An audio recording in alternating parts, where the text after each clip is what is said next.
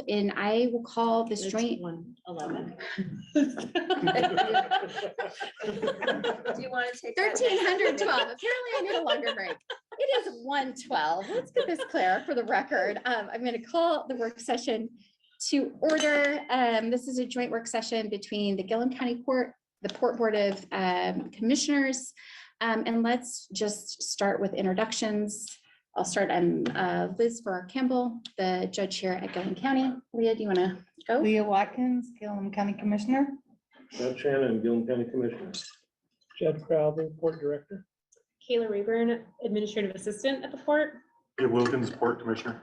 Leah Shannon, President of the Port. Captain Griner, Port Commissioner and City Administrator of Congress.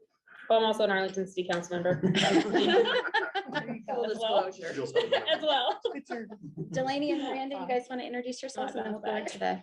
Delaney Watkins, Executive Assistant to the County Judge for Gilliam County. Commissioner's Assistant. Les, do you want to go? Les Ruart, interested person, Rock Creek. Max Stinchfield, Pioneer CDC. Interested person. Brian? Brian Schimmel, Condon School District. Jeff Schott, Pioneer Community Development. Mark? Mark Griffith, Construction and Juniper Ridge Home and Development. Okay. Michelle Coleva, Planning Department here at Gilliam County. All right. We'll go into public comments. Individuals wishing to address the governing bodies may do so at this time and at other times throughout the meeting. Speakers are asked to raise your hand to be recognized by the chair, give your name and address, and limit comments to 3 minutes. Again, this is going to be, I think, really informal. It was during our last meeting, so I don't know that we need to have a formal public comment unless somebody really would like to. For those who are dialing in on your phone, it is *6 to unmute yourself. Again, that's *6. If you are in on your computer, it's the lower left-hand side of your Zoom platform. And assuming there is no public comment at this point, let's go into 3.0, which is housing projects in the former Condon grade school. Now we'll kick it over to Jed and Catherine, whoever wants to go. I'm curious first, Liz, who are the participants on the? Oh, good question. So folks on the Zoom, do you guys want to unmute yourself? Maybe starting with Carrie. And just introduce yourself quickly so folks know who's on the Zoom. Hello, this is Carrie Hayter. I am the city recorder for City of Arlington. Great. And then there's someone who is coming in as Ben. You want to introduce yourself? Hey, this is Ben Tucker, just a citizen in Arlington. Great. Janine. Hello, Janine Conboy, Director of Content Early Learning Center. Great. Kelly, do you want to introduce yourself, or are you guys just listening in from down the hall? So Kelly Smith is on. I'm assuming the assessor's office is listening in if there's questions. Yes, we are listening in. Sorry, I wasn't paying attention. Let's see who else is joined here. Haley Potter is connecting to audio, but I'm assuming she's coming in as Condon Early Learning Center. And then there is a phone number on here that's ends in 6736. Do you want to introduce yourself? Hi, Brooklyn Griffith with Juniper Ridge Home and Development. Here to sit in and listen. Great. Okay, did I catch them all? I think. Okay, I'll turn it over to you guys on the grade school. Well, I can go. City of Condon did a lot of the legwork that leads up to the former Condon grade school. The current status is work. The port commissioned Mel Foster and Laundry to perform a phase 1 environmental report. Gib led the walkthrough here a couple weeks ago. We anticipate the final report this week. That would link the port as a prospective purchaser. with the process that City of Condon would undergo to convey property to the port. By doing that step, allows us to connect with state brownfield grants for potential remediation of any environmental concerns there.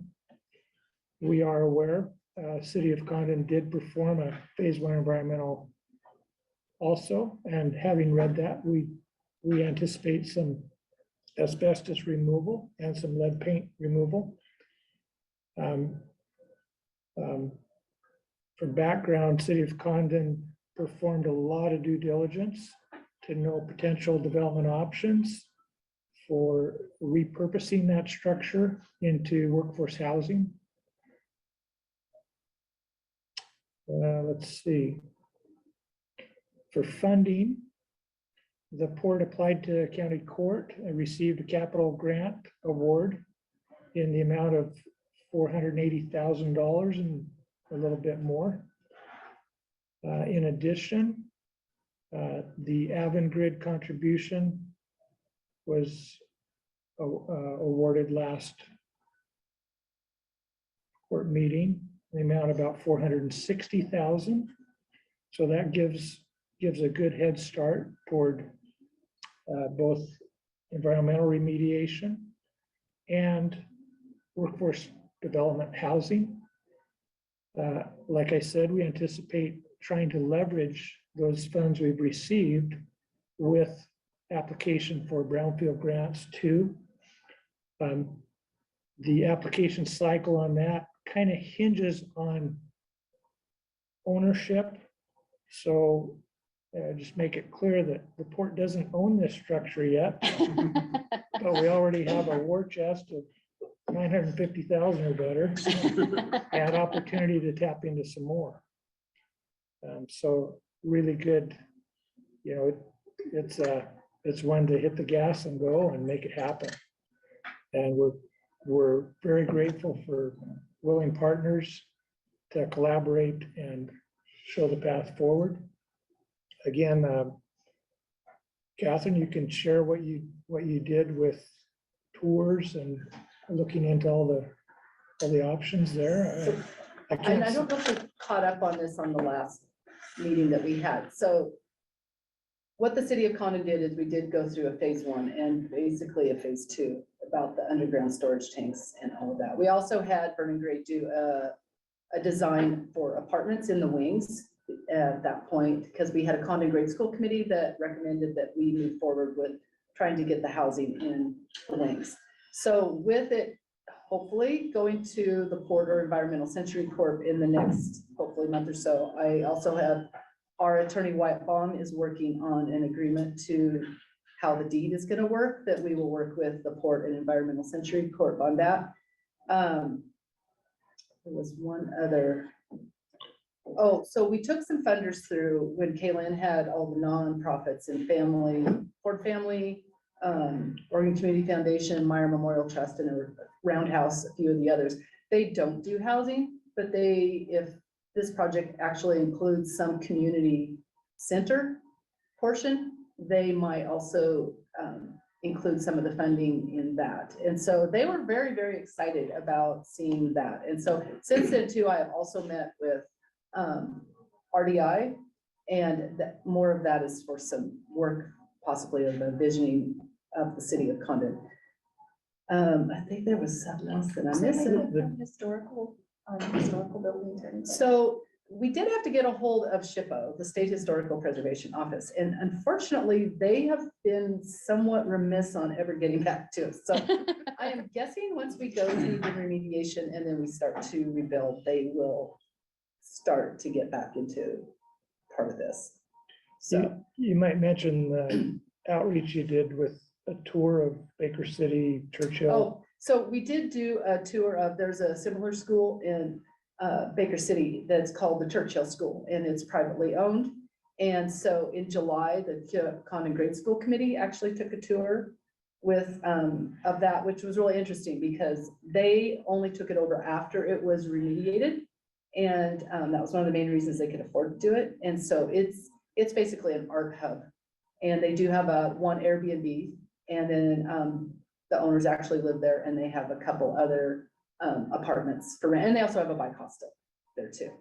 So, yeah, so we got that we're handing everything over, and also too, you guys know that we're working with a landscape architect on the back portion of it, and then we'll decide with the city and the port, we'll have a discussion about how the transition's gonna take, who's gonna develop it, and if it comes back to the city. It will come back to the city once it's developed. But And there's also, reapplying for the CREP grant.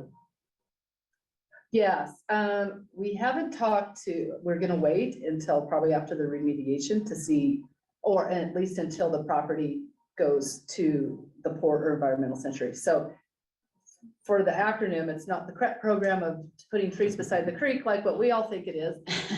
It is an energy grant to put solar panels up to make it an emergency spot for gathering if there's a major event that knocks out power or anything else to the city of Condon that people can go and gather. And so Then the other thing, when you said that moving forward with the apartments, there's no asbestos in the apartment side, is that correct? One wing is clear, relatively cleared, the other wing is full of asbestos. You said you're moving forward, but you really can't move forward with any actual not till after the construction abatement. until after the abatement. So one other thing is our city council had a retreat February 8th, and they have committed to assisting with the housing project at the grade school with some budget funds for infrastructure, along with, as we know, the new grant system for the county is going to be for infrastructure if it's for housing. So it'll probably be paired with that, but we do have some budget funds for that. And we also have some budget funds for the Fairway Housing Project too. Which is a nice segue. If there's nothing else on the grade school, the next up is the Fairway Housing. We have PCDC board members here.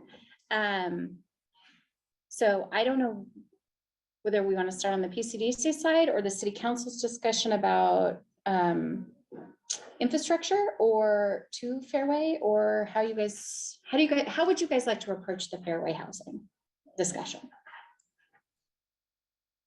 Just looking at. Max writing. Catherine hadn't said anything. He yielded the chair, first of all. All day. And it's, yeah, you got it. Well, CDC's kind of been in the business of at least repairing homes and making housing available and safe for people for the last 30 years. Condon and more recent years, and we use a lot of federal dollars for those projects.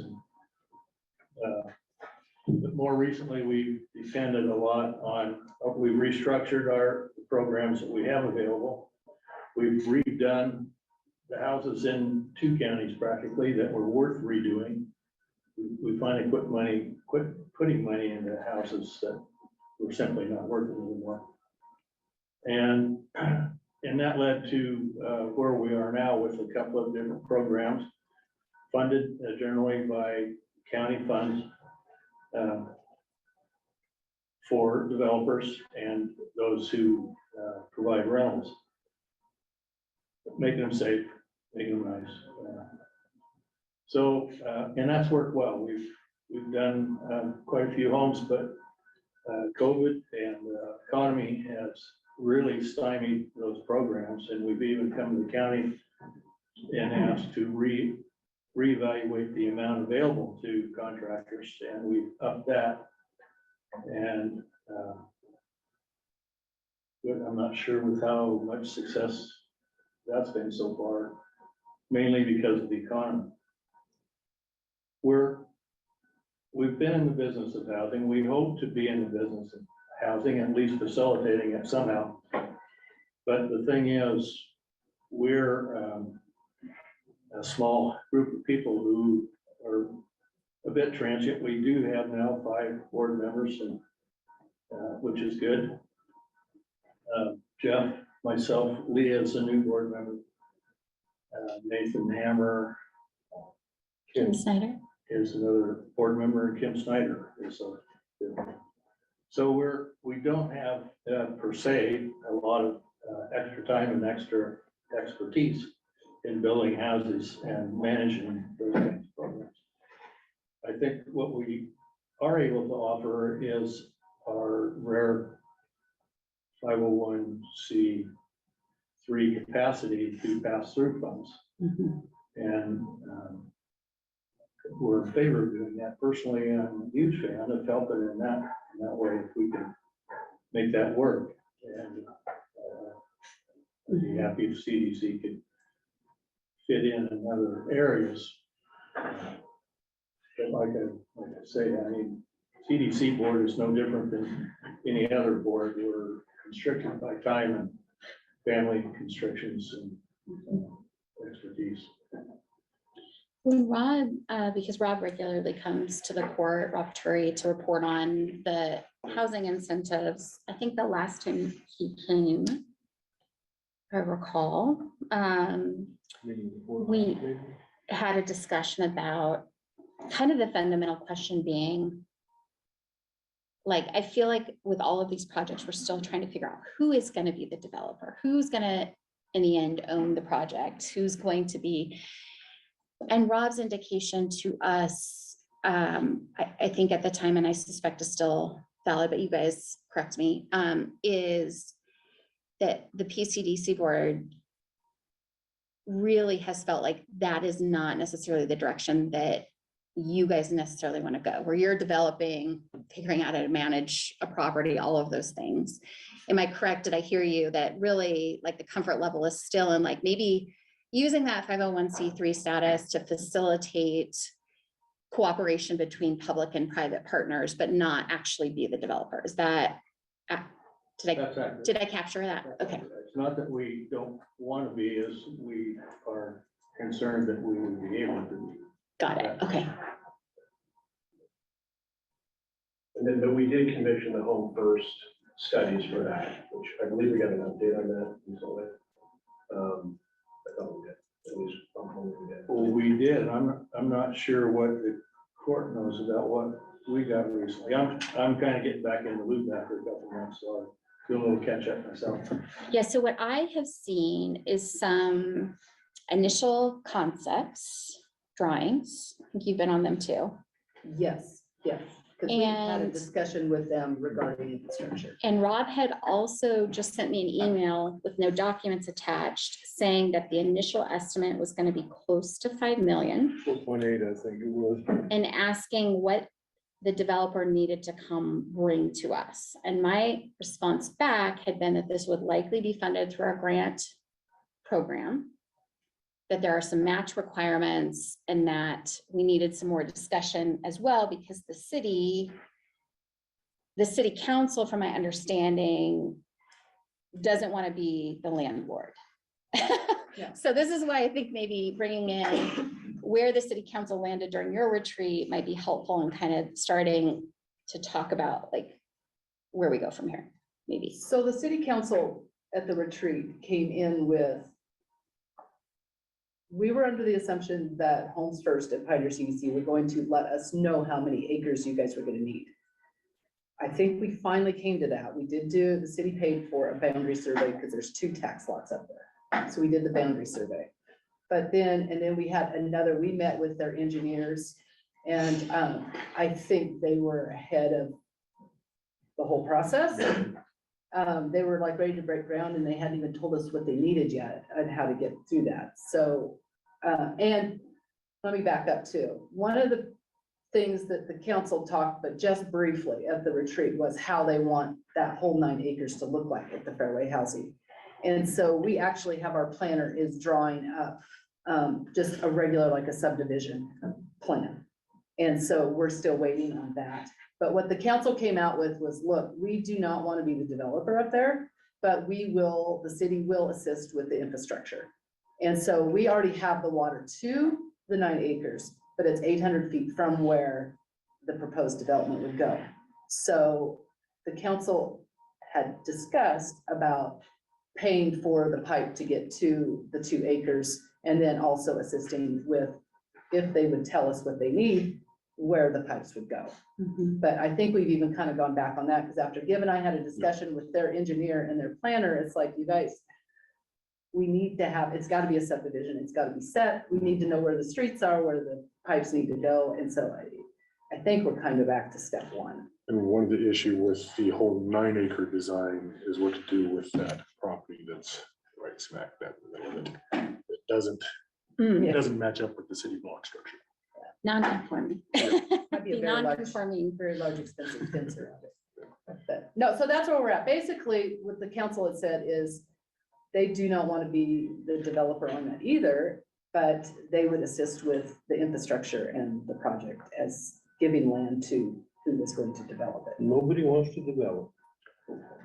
Well, once again, We're still just finding the right, we'll get it. We'll get it. Yeah.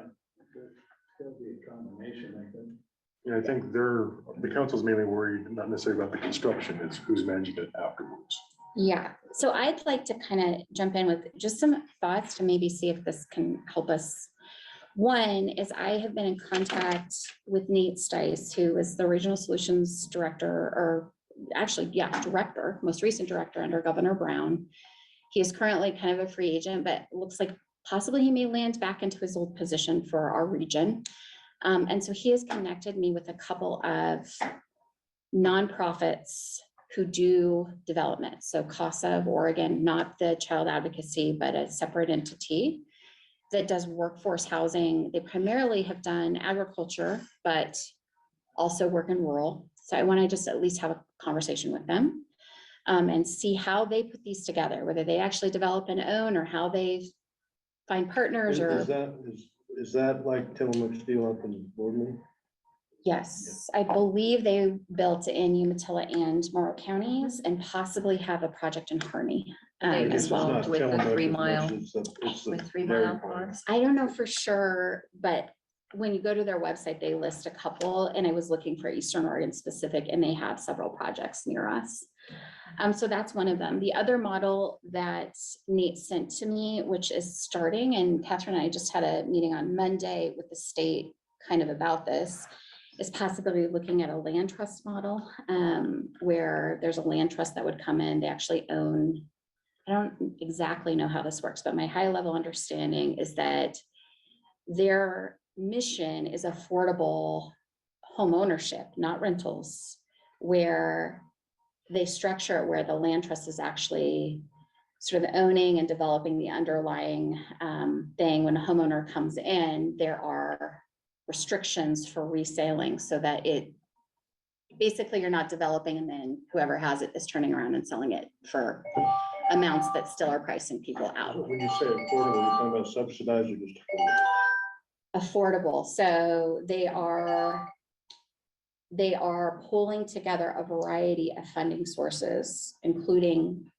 people actually buying the home. But there are restrictions when they go to turn around to sell it, that they can only sell it for a percentage above what they paid for it. Okay. So that's how they help. And basically, from what I can see, their model is as they look for public entities to provide the land, which cuts the price immediately doing that. And then they're structuring financing and then other grants and things to enable homeowners to actually be able to afford starter homes, basically. So there's a couple of models. I don't know if any of these are ones that will eventually stick, but there seem to be people who are figuring it out in other counties. And so I'd like to ask them to come look at the properties, the various properties, and see if there are any of them that will fit models that have already worked in other communities. So that is something that we're working on from the county. The other thing, because we have a couple of employers and potential employers here, is I think perhaps one model that I've been kicking around is this idea of joint development but separate ownership.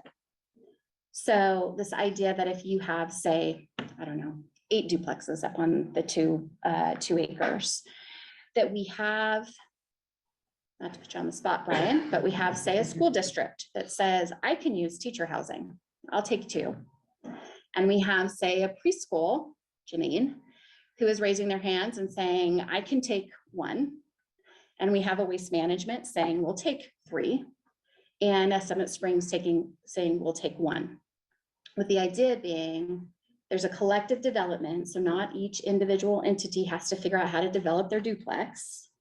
But then once it's developed, it goes into each of the ownerships, and then Waste Management figures out how they manage theirs, the school district figures out how they manage theirs, so that there's not one single entity that suddenly has to run a Certain way. yeah. And that ensures that our anchor employers have dedicated housing for their workforce. Because this is the problem we keep figuring out. Like, if one of us develops it, how do we ensure that it's actually serving the needs of workforce? To me, the best way to do that is to tie it directly to the employer who needs the space. And so that is another model that I am looking to see if there's anybody around us who is. So this is a dream up model? This is like wouldn't it be nice?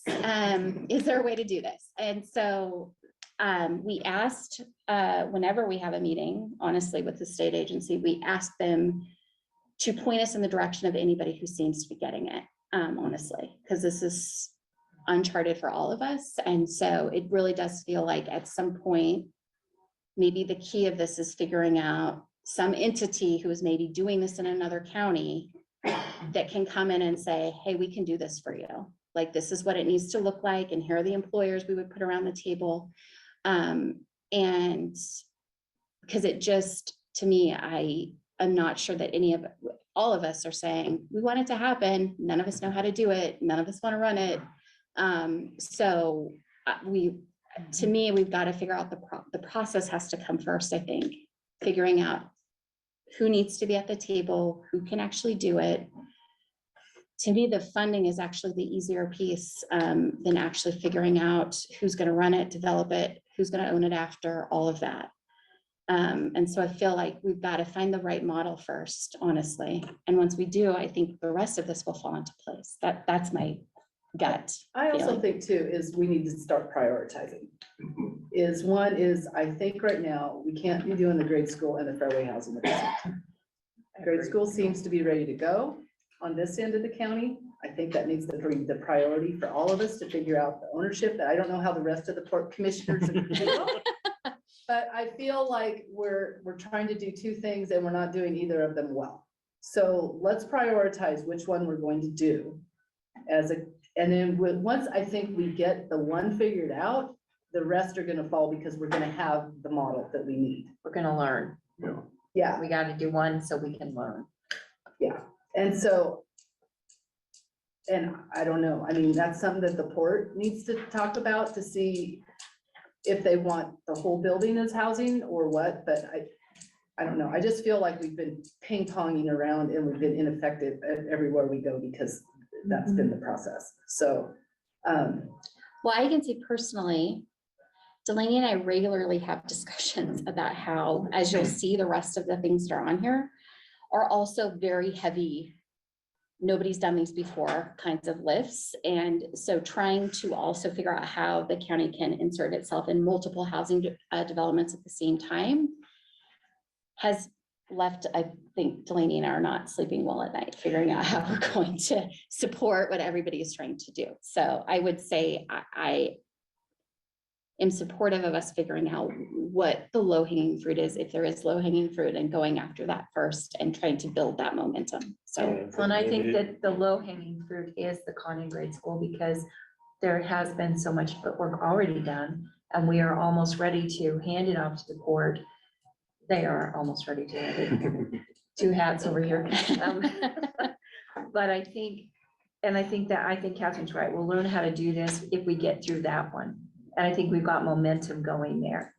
Let's finish that. Let's see what it looks like. And then follow up behind it with the fairway housing.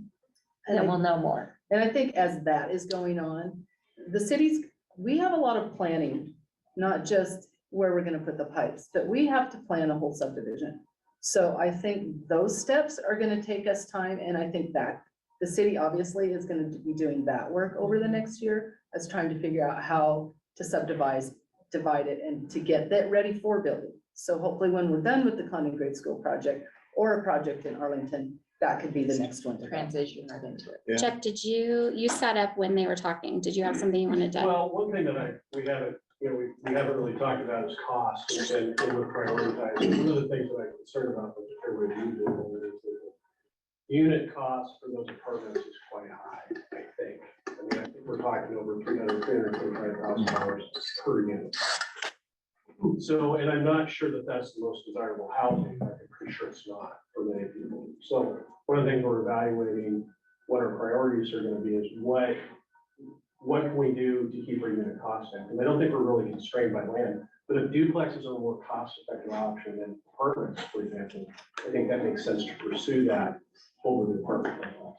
I also think it makes some sense because the problem with a large single development like that is it's not really liquid. It's gonna be difficult to sell the whole thing, right? Unless you condominium or something like that, whereas smaller houses, smaller develops, especially if the unit cost is lower, they're more liquid. So you can manage to sell a unit or more private ownership as possible with that. Where the larger single development, I think private ownership is more difficult to achieve. So we're making those decisions, I think that should be consideration. Yeah, it's almost like private ownership that wants to build those kind of complexes needs to be in on the front end. That's gonna be at the end of the day. Well, I mean, I think the issue there is you start looking at what, some of the original conversation was about what we wanted the rental rates to be versus what the cost of capital is. I'm not sure the rental rates cover the maintenance and management. I've been kind of pitching this lately, Jeff, is that Gilliam County is the highest per capita wage in the state of Oregon. And we don't have the housing market that compares to our neighbors who are like fourth or fifth off the bottom. Right. And there's some, outside factors that, based on where your highs and lows are when you're looking at that average. But it still looks like we have a perception that houses don't cost as much here as they do somewhere else. And there probably is no reason for, or, we won't pay as much for a house in Gilliam County as we will in Morrow County. And that perception is gonna have to shift somehow because it looks like we could afford to do that. Especially, I think running rates are gonna have to shift, and they've shifted some. But that's my concern with larger development. If it costs more and if it's less liquid down the road, then it's gonna be more difficult. How many people will it house? Well, the ones I have seen so far is that Home First are just duplexes. And they're on separate lots is what they've designed. And there would be 16 duplexes. And I think they were between 1 and 2 bedroom each. And then the So grade 8 school? duplex, 16 units. The grade right? school still needs to be evaluated because the wings will support 4 on each wing. And it depends on if they want to use any of the middle building, which talking to the funders, if you add in some community project in the middle of it, you can do that. But I think I counted up of all the, you should know you went to school there. I think I counted up, I didn't know how you were gonna.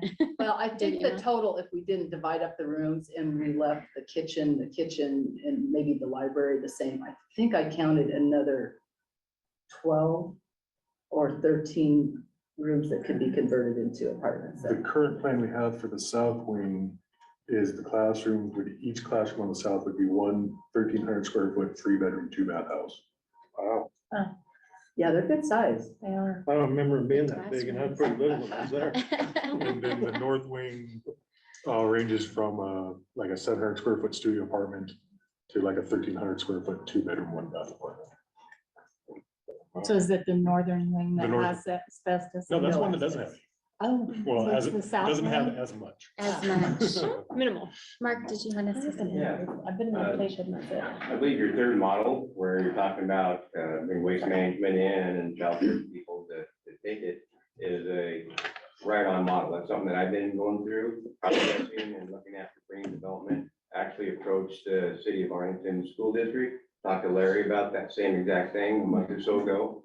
And with being a contractor and a developer, I'm able to get some of the money from the Pioneer Development, that 30 grand, and plus doing some improvements on it, and then turn around at the end of 5 years, because it has to be rented out, and then purchase it. So I feel that would work the same way with waste management. And, if I could build 8, 10 duplexes right now, and if I knew that Waste Management's taking 2, and they're taking 2, and they're taking 3, it's a done deal with the banker. Banker's gonna go, oh, heck yeah, your leads are already pre-sold, or, you know, at the end of 5 years, I mean, it'll get some of the money from Pioneer Development, and it really on paper, it looks nice. Right now, our economy is shifting. I'm getting contractors calling me. I'm getting ready to build 2 houses here in town, and I'm getting roofers. I'm a drywaller. I met with him the other day and to do these houses, and so it's softening up a little bit, I see. But I really feel I'm throwing my hat in the ring and going, hey, what is it we can do? We're all local here. Danny Young's my, you know, the finance guy, went to school here and got money, and we're just wanting to do something and be involved. You know, really our development and also project management. I mean, I'm project manager, large projects, and then property management too, when we get done. So we're definitely here to throw that in, being local, and we're ready to, I'm going to 2 houses for sure in spring. So with that concept. So can I ask a quick question? We keep hearing that Condon is the highest per capita. So I pulled the data. No, it's Gilliam Not County. Condon, Gilliam County. Even Gilliam County is, well, I guess then too That is came from your strategic plan. not my strategic. Well, she also said too, Arlington. it doesn't mean jobs in Gilliam County. It means residents in Gilliam County. So you can live in Gilliam County and work outside of the county So and make a high wage. So then it boosts Gilliam The County's County wages. Wages is what's Okay, based so off of. I guess here's what I'm saying, is maybe there's more, because what I'm looking at the city of Condon is our median household income is $35,000. For just going. Yeah, I Our don't, mean is 45, and then the county is 56 and 51 and 62. So I'm just want to make sure that we revisit those figures again before we do that. And I know the port, if we're- Corey's the one that did that for the port strategic plan. What I have got, and I don't think I've got it on my home computer, is that there is a chart that Avangrid, actually it wasn't Avangrid, it went through Mike MacArthur, that shows all the counties, and in 19, we were 5th. And we were 1 above the state average. And somewhere between 19, those numbers must be coming from the same source because they're pretty close. And I think it was 65,000 and 67,000 was the difference in those 2. 67,000 is the one that Corey gave us the other day. So I guess my point is, I just want to make sure that when we go through this, we don't leave money on the table because of our income figures.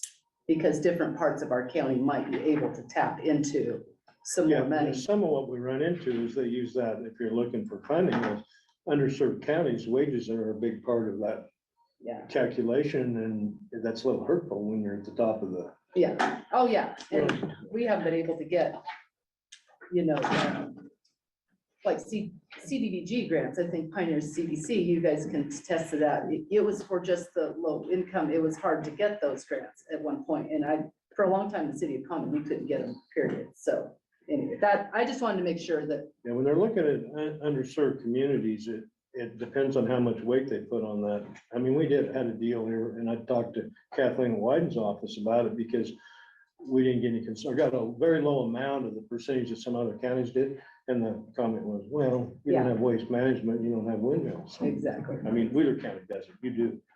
And then when we're comparing to Wheeler County. Well, that just kind of sticks out to me that we need to make sure that our service industry workers and our lower wage workers don't get priced out of the market. And I think, like we talked about the meeting Friday, and the art deal was that, I think when you look at it, in Gilliam County, probably your high and your low are closer together than some of these others, where in Multnomah County got way higher than our high and way lower than our low. So that's a big factor when you start thinking where those numbers come from. Yeah.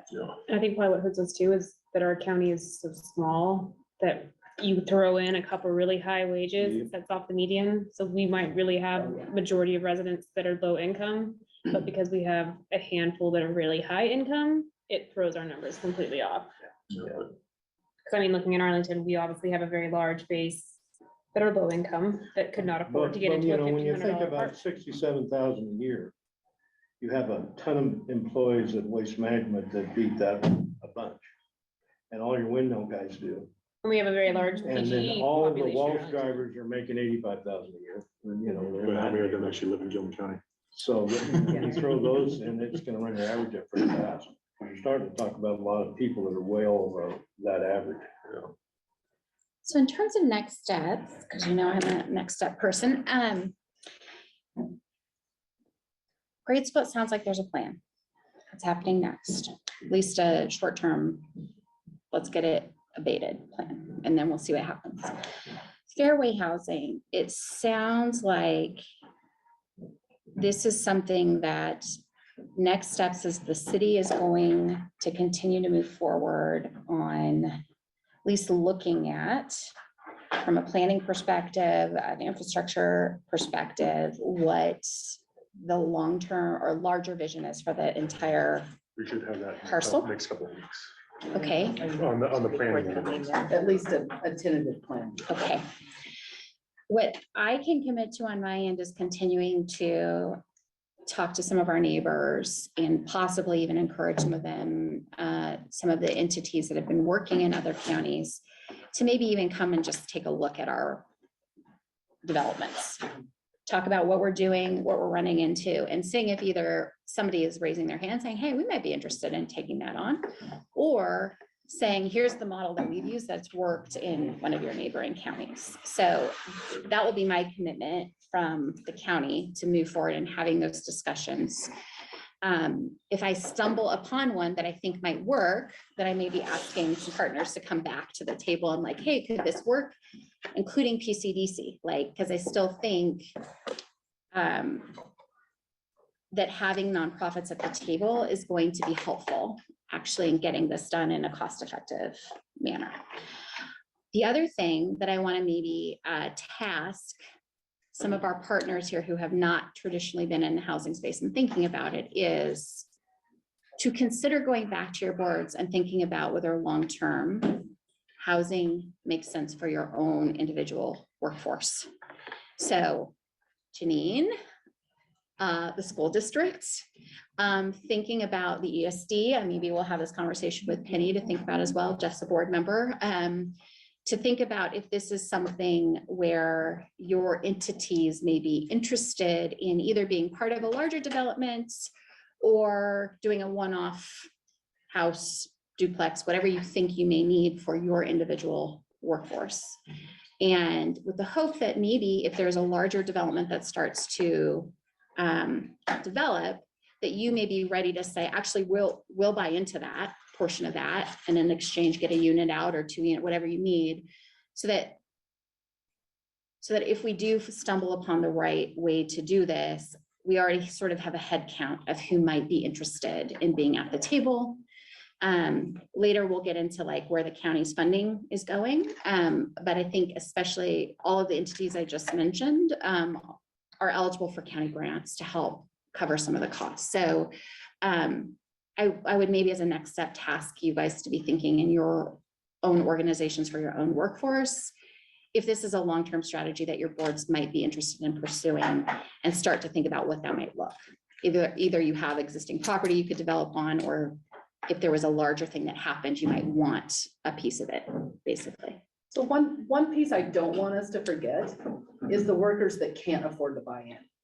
Meaning, maybe a business working on Main Street, maybe Summit Springs feels they can't afford to buy in, or maybe, the people that are making $14 to $18 an hour, we need to make sure that our workforce can live in the place they work.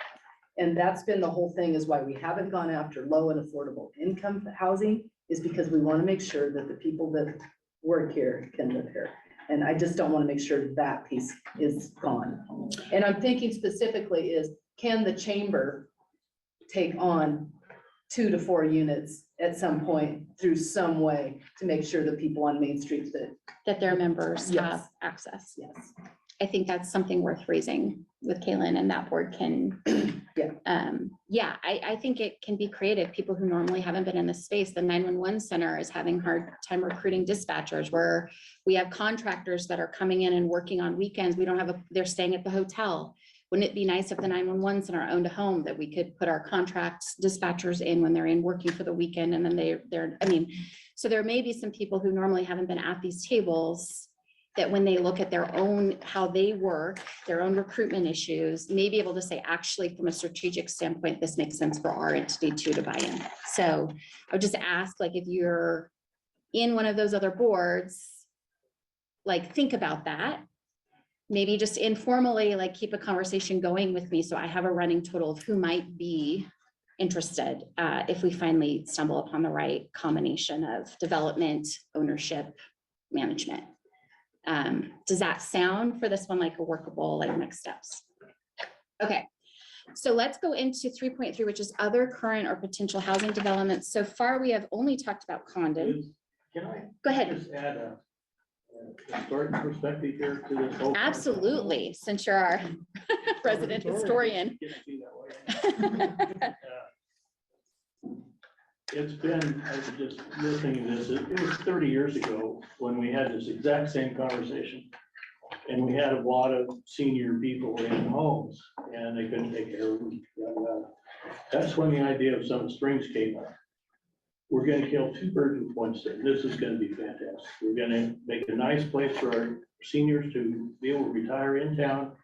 It'll open up 15 homes, whatever. It didn't exactly at the time, but that group, and it's simpler because it was one group, one target. And that one group, Summit Springs Corporation, was gonna be the owner. And all that was a lot simpler, but none of that would have happened without the county court at the time. And this is gonna make you guys squeamish. Did so much staff work and buttonholing people in Salem and so much labor and we had a working board of 9 people who were on board for years, all 9 of us. But county staff at the time put in a lot of legwork and pulled a lot of pieces together for us, even for that 9 people who you think would have 9 people, enough to do some of that pulling finances and programs together. It wouldn't have happened without the individual effort of the county court people at the time. So I mean, another load for your shoulders. Challenge accepted. It is, but it's part of what we're doing. Perfect. I mean, that's a lot of what we do is Yeah, and I chase the funding. totally and find out appreciate people and whatever you're relationships. putting into this thing now. It's great. Appreciate it. Don't you agree, Liz? Oh, yeah. Okay, so let's maybe shift communities, equal opportunity here. Other current or potential development projects, maybe at the north end. Is there anything we want to raise here about stuff that's happening up there that we need to know about? PAU, city councilor, Arlington residents, support. Sort of have, sort of. We're working on a We're working on a project with the project. port. And I'm gonna We're let working on Jed kind property. of do a presentation because I even think some of the port members are behind the 8 ball a little bit on where we're at. I'm thinking and maybe you take that one. Sure. That's quack. We're doing some due diligence on and research on the opportunities that might be available up there.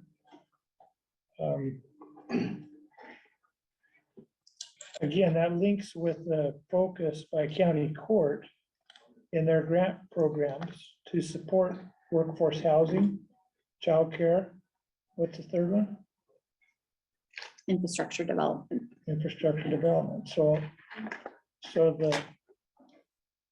I guess the interest in the port's participation isn't to take over the value and benefit that PCDC is able to offer and the programs that they have, but rather if we can lean in with some, plat development or whatever might be needed in the early stages and partner as we go along with housing developers and whatever, those are steps that the port could potentially support and be a part of. Again, it's all about collaboration. We can't do it individually, none of us can. But together, we can make some headways. And it's just a matter of keeping that team mindset together to solve some of these issues. So one thing I've been thinking about, and since the port board is here, we still have the Willow Creek IGA that's unresolved. And I wanted to just maybe throw out this idea of, we had identified a joint project, that one did not pan out. What would it look like, rather than necessarily the court prescribing like, okay, here's the exact project, given all of these housing development projects, the court has already identified housing as a significant part of our strategic plan. If maybe we, to provide you guys with some flexibility as you're looking at projects, potential projects, revise that IGA to basically say like the joint project will be a housing project. And that you guys really are empowered to figure out which one is going to best fit with what you're doing. But then that way that tidies up that outstanding issue. Also assures us that it's going to align with where our strategic plan has fallen and gives you some flexibility in terms of having some cash, which as you're pursuing grants, other things, having that match probably secured might be helpful. Is that something, we can't make obviously any decisions today, but is that something, one, that the court would be amenable to? And that the port directors would consider? I just feel like that's we seem to be all saying housing, housing, housing. That's an area where we're agreeing. You guys are already sort of taking a lead on some of these projects. Would there be an appetite to do that? And let's tidy up the Willow Creek things. We don't have to come back and figure out what that joint project is, and then allow you guys the flexibility to figure out which project is going to be best suited for those funds. I think that would probably be something that we would be interested in doing, because we're trying to focus so hard on housing and we are trying to work jointly. I feel like it leaves it fairly open-ended. It's not specific to this project, but it's open-ended enough that we could decide where we wanted to go with it. And maybe it's multiple places too, and so it would give us a lot of flexibility on where to use some of the funding. So I think that's definitely a discussion that we can have. Okay. Court, does that sound? Yeah. You're on board with that? Okay. So maybe what we could do, again, no decisions because there's nothing to vote on, is that as a takeaway of this is that Jed and I can work together on getting some draft language between our legal beagles on just deciding it's going to be a housing project without specifying which specific one. And then that gives you another little pot of money combined with the stuff that Jed has already outlined that could go to either a housing project we've already discussed, a housing project that you're exploring, those kinds of things, so that there's some seed money there to get that moving. Yeah, and if you guys could come up with the legal and an idea and get it on paper, then we could bring it to our next meeting. Okay. Does that work? We can do that. Next Thursday. Yeah, next Thursday. Go ahead, Mark. So as a developer, and we come to you guys and say, hey, we want to do this development, is there some kind of a structure in place that says, okay, we'll help with this and this, or this is what we're roundtabling right now? We're trying to figure out, okay, this is what we want to help you out with, help putting infrastructure in, We or probably have to hammer out some more that process. you don't really have anything in writing right now that says, hey, the developer wants to come in and do 10 duplexes. This is what we're able or willing to help you out with, or, I mean, infrastructure is a big part of it for sure. Start putting in the sewer, water, and all of that, and curb and gutter. And if that's something that's gonna be required in the city, I know. Quite a bit done on that fairway housing deal already, Mark.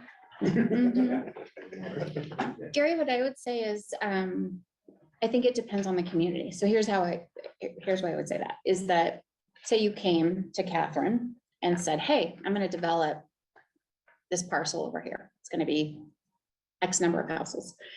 And the city council said, yeah, we'll help you actually on the infrastructure. Like, we're on board with doing that. The county set up so that what would happen is that the city would come to us, say, hey, can you pick up 75% of the cost of the infrastructure, which is what our grants allow. We don't grant directly towards private entities, but we work with public partners. And so the city could come to us, ask us to pick up part of the infrastructure. They could commit to the other part, or even say, no, developer, you're going to pick up 25%, but we'll be the sponsoring entity because we're going to have to engineer it and make sure it meets our requirements anyway. And then that is sort of how we would partner with private developers, and working through PCDC. So PCDC already has public funds sitting there that allow it to provide loans, grants, all of those things. So those are kind of the two ways that we've partnered so far. Just because I think, at least from my perspective, my comfort level is working with our public entities, our cities, because I don't want to get into a place where I've got two private developers coming in and saying, fund me, no, fund me. No, like, I don't want to put the court in that position. I want us to be able to help support our qualifying entities who then can decide they want to partner with private developers. Like, I think that's the way that we have approached supporting private development, is providing funding with partners who can then set up ground rules for when they loan, when they grant, where it's not coming before the court and saying, no, fund my project kind of thing. That at least has been my comfort level in how we engage. Well, I agree. I mean, pioneer development is cut and dry. It's, $30,000, $10,000 for infrastructure, bringing up sewer and water. So that's really helpful to, as a developer, to come in and utilize that, which I'm utilizing on these homes that, it really penciled out on the bottom dollar for sure. I'm able to come in here and hopefully we'll be able to sell these houses at 160,000 in 5 years. Some for the, people like Catherine was talking about, the people that are high-end wage makers. So we're just, looking at that, but it'd just be nice if there was something kind of like if they have structures, yeah, we're gonna do this and this and this, but I understand too where you're coming from for sure. I mean, it's still gonna be helpful, very helpful. Go ahead, Gibb. So I'm gonna put on my hat as a guy that operates an infrastructure system. Part of this is going to have to be making sure that the ask that the county or city reports not funding a chunk of infrastructure that's not gonna bring in enough revenue. Right. So I don't think we can ever really put a solid amount of, a cap on, like, say 100,000, because that $100,000 piece of infrastructure might service one house on one project, Right. but it might service 16 on another. Mhm. And that one house is going to never pay for maintenance on that. So I think there's gonna have to be some sort of, negotiation, some improvement for the developer that they're not overextending the system. Well, it's like Jeff was talking, it's pencil out on the bottom line. They're putting an apartment complex in. And then, maintenance on the water, sewer, and streets has to be considered. Right. Yeah, no, it's good. There's some constraints that we have as a public entity too. I mean, typically, if you're gonna go build a project, you put it out for bids and you have to take the lowest bidder, and, that relationship that we hope to build with some consistency and some structure that you're talking about, isn't all established like those programs that BCDC already has. Right.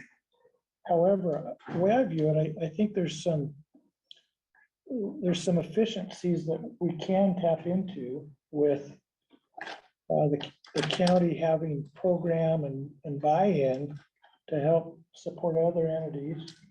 You think as an example, I mean, if infrastructure requires some water, sewer, and streets to get built, on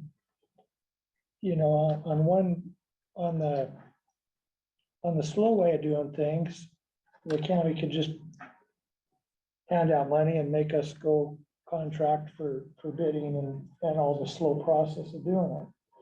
On the more efficient way, they could talk in their upcoming budget if they've got road department staff, people that are able to put some of the infrastructure in and streamline some of those processes. That's, I guess, what I would champion. I'm sure there'll be some limitations that they'll have on that as well, but that's where we're trying to get some of the efficiency on the front end for infrastructure, and then try to duplicate that with home builders, to try and answer this, find a solution for workforce housing.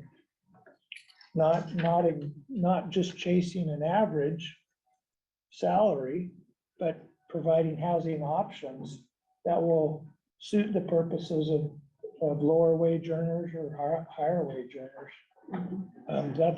That's pretty idealistic to just think that we can do that, but where you have willing partnerships, it's achievable, and I think we'll get there.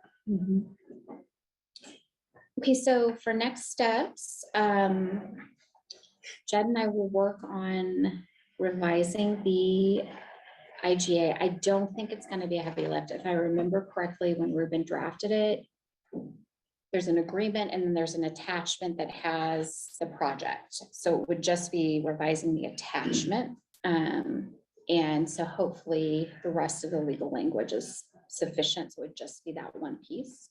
But we can dig into that as soon as we wrap up here. Actually, I'll go take a look at it. Anything else for now on housing? I don't think the city is working on anything at the moment. We do own the motel now, and the last discussion we had, we are working to get it abated in the fall. And as of now, we do not have a plan for the building. Got it. So,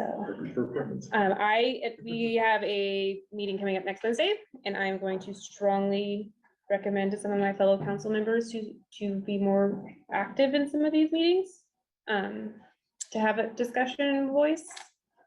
One thing just to flag for you that's potential funding is there's a project called Project Turnkey that is sponsored by Association of Oregon Counties. I think this LOC is part of it too.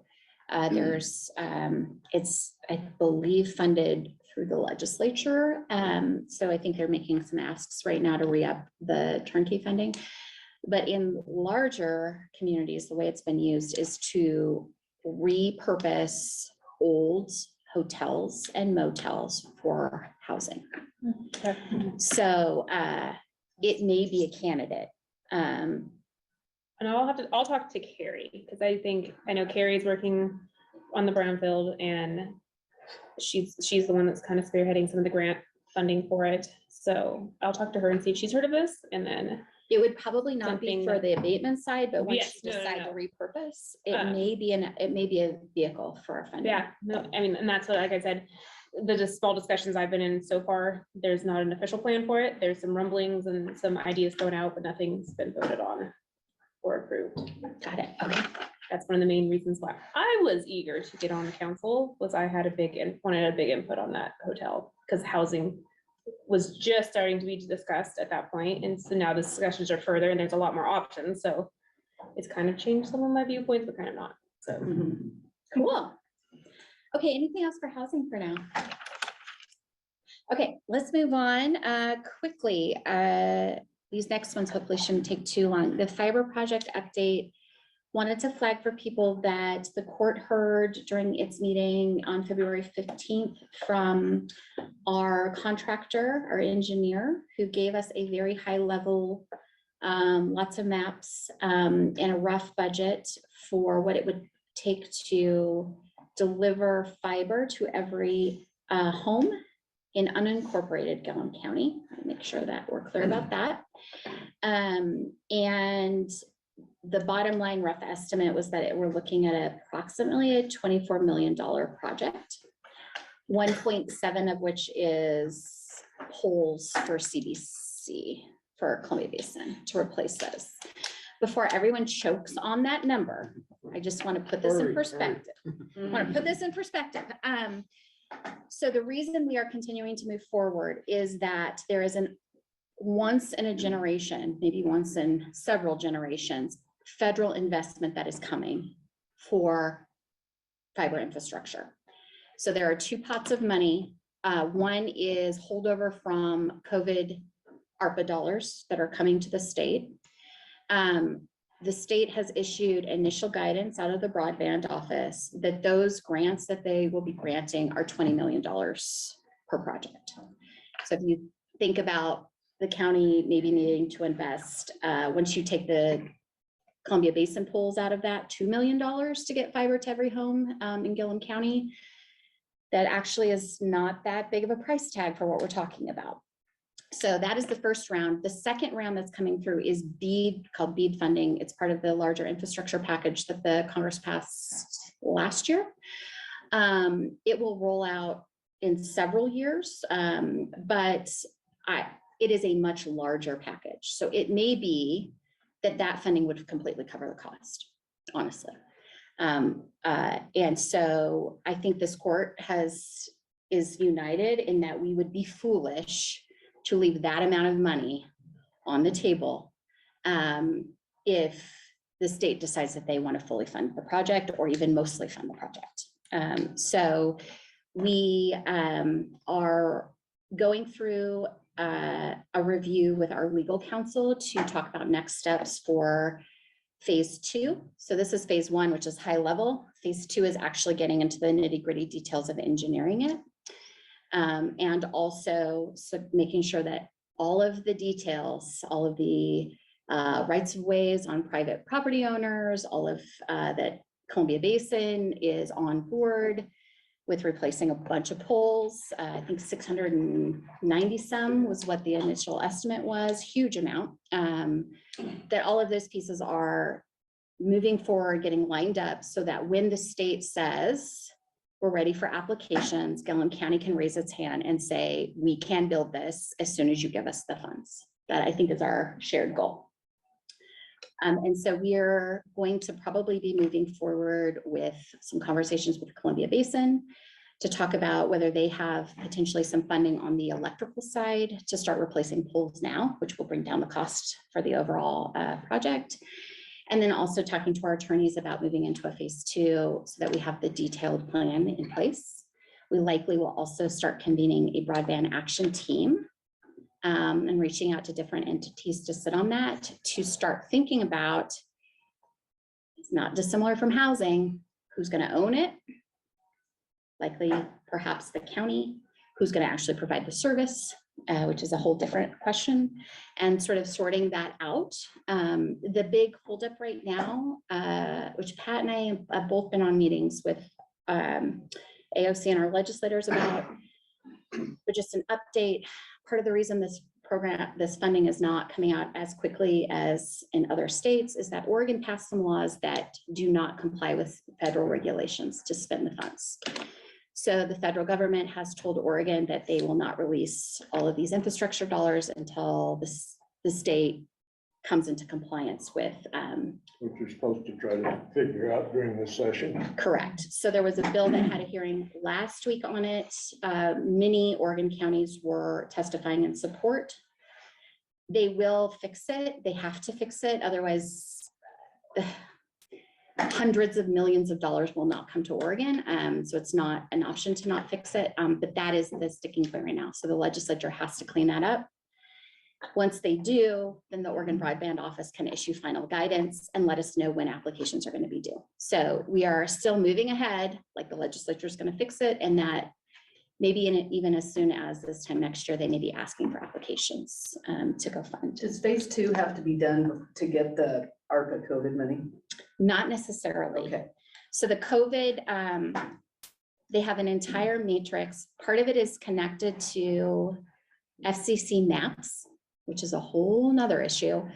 So basically the funding is going to be distributed based on FCC maps that give a percentage of households who are unserved or underserved.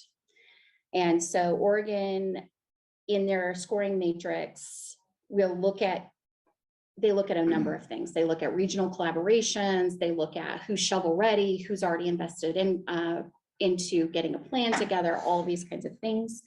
It doesn't seem to indicate that they need to see a final engineered plan, but they want to see communities who have moved beyond just saying, hey, we need broadband. So I think we're going to move as far as we can. That seems prudent with county dollars so that we are as prepared as we can be. And it may be that we go for the ARPA dollars and are unsuccessful. And then we just, when the bead opens up, we go for those. And I do encourage anyone that has a rural address, and even Mac, your place in Mayville, and Chris, make sure you go in and look at the FCC maps, because I challenged the address, and I also challenged because they said I could get T-Mobile at my house. And T-Mobile came back and said, we don't agree with your challenge. You do get T-Mobile at your house. So they sent me to a website to go get T-Mobile at my house, and it said, sorry, we do not serve your address right now. So where are we at with all the work that Joey did as far as the, I think they accepted the address change challenges. Oh, okay. They just have had they're trouble. just having trouble with actual what's available? Because the things like providers that. are the one giving them, saying, oh, well, no, we give them access. So, Wow. yeah, it's crazy. So anyway, Senator Wyden's office has that response, because it was pretty humorous. It's like, no. And she got right back to Catherine and said, I just sent this to the FCC and asked them for. Yeah, and the an state broadband explanation. office got back to me right away too. So if you have trouble with that, send it to me, because I have the state broadband's office and Senator Wyden and Senator Merkley's staff, that they have a pipeline to the FCC. So, You're over there, trust me, I get nothing at my house. yeah, well, I think I asked Brian, because I think you had T-Mobile when you got here. And I'm like, oh, it doesn't even work in Condon, much less Mayville. So It doesn't even work in Arlington. I just switched from T-Mobile when they took over Sprint. Yeah. So Well- T-Mobile in our area is awful.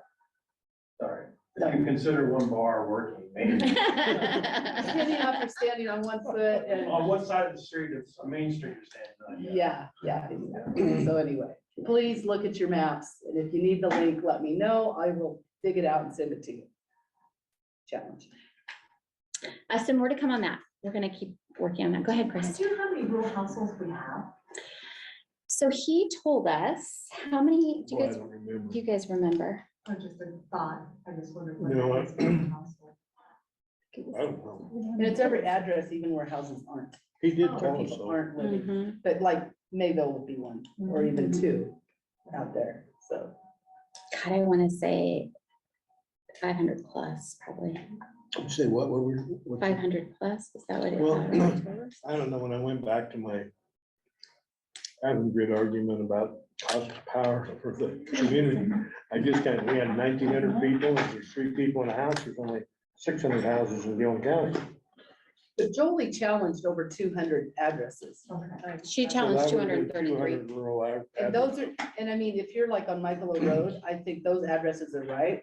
What I could find out is most of the addresses were wrong if you had a fossil address because you lived in Mayville, like we do, or you lived on the highway, because the highways were called not 19 and Oh, it's 206. Mhm. Yeah. state routes on. John Yeah. Day River Highway. Yeah, Jolie did, thank goodness, went through and compared our taxing maps, the FCC maps, and challenged every address that was incorrect on behalf of the county. This So, says 507 Well, points of potential service I don't think, for outside. how could that be possible? Look at the map. Well, and look at how, Well, if you're look at, just looking at rural, look at how many farmsteads That's- have 2 addresses, but the bunkhouse isn't yeah, mhm. livable. You you're, know, like City Farm you're, has 2 you're addresses. and counting they go the that. city homes. Just. Well, count no, rural. I'm counting the 1,900 people. Oh, well, Mhm. When you count the 1,900 people, and if you had 3 people in a house, See, that's 600 houses in the Condon's county. average, Condon's average is 1.5 people per house. Okay, so so, you're. Yeah. Well, I'd be guessing so they're you probably would missing be a at few. about 1,100. Yeah, Which is about right, because we're about 4. yeah. We have 420 water services in Condon. 300. There's 700 and some odd people, but that's including businesses. Okay, so that'd be about right. Okay, so that is moving forward, more to come on that. The Early Education Access Initiative, just wanted to flag for you that we are continuing to work on that. So a couple things. One, in Condon, we are, the court committed some funds to help the Condon Early Learning Center basically do the preliminary planning, eventually through to the permitting process of building an expansion. Right now, they are working with Jeff Schott and they're looking at building what will end up being 3 additional classrooms. And I think right now we're looking at a probably $2 million project is what Jeff is thinking it's going to be. What that will allow the Early Learning Center to do, and if Janine was on here, she is not right now, but I see Haley is, she would want me to say, so that everyone has appropriate expectations. It is one thing to have a building. It is another thing to have qualified teachers ready to accept children as soon as the building opens. And so our school superintendent knows what I'm saying. And so this is one of multiple challenges to addressing the wait list that is currently happening at Condon. As a reminder, if people are in the dark, right now there are 2 classrooms in that building. The infant toddler classroom has a max capacity of 8. Janine has in addition to having that room full, she has a teacher who is pregnant and she has 16 people on the waiting list. So basically double what that room can hold. And so she needs additional space and she needs additional teachers. So she is working on the teacher side. The court is working to get at least a preliminary plan. And then I will personally be helping to go chase some dollars for them. And you said 3 more classrooms? 3 more classrooms. So the idea would be right now, the way that's being drawn is that there would be a babies room, which would have a cap of 8, the current babies room. The 2-year-olds would move into where the current preschool is. And their cap actually, they have a 1-to-5 ratio as soon as they break them apart. And so she would be able to do, right now, the plan is for 15. The room can do more than that, but that would be probably ideal, is up to 15. And then the preschool will move into the new addition. There are actually 3 classrooms there. Right now, they just have 1 class, but assuming all of these kids who are on the wait list are all suddenly going to become preschoolers here in a few years, it would allow her to split the classroom if she needs to and do a 3-year-old and a 4-year-old, 4 and 5.